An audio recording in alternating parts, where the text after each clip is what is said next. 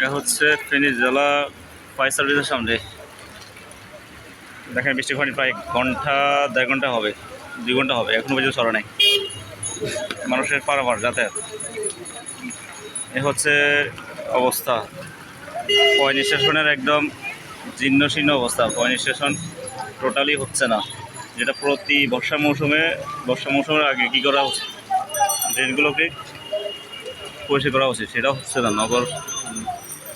অথচ মেয়ররা সাফাই গায় পাবলিকের পক্ষে, তাদের মানবীয় দৃষ্টিকোণগুলো প্রদর্শনী করে তারা দ্বিধাবোধ করে না। এই সমস্ত কাণ্ডকৃত্যগুলো তারা রেখে মানবীয় গুণগুলো ফুটিয়ে দিল অন্য অন্য ক্ষেত্রে। বাট তাদের আজকে চোখে আঙ্গুল দিয়ে জনগণ দেখিয়ে দিতে চায় কী অবস্থা নগরের, শহরের, ফেনী সিটি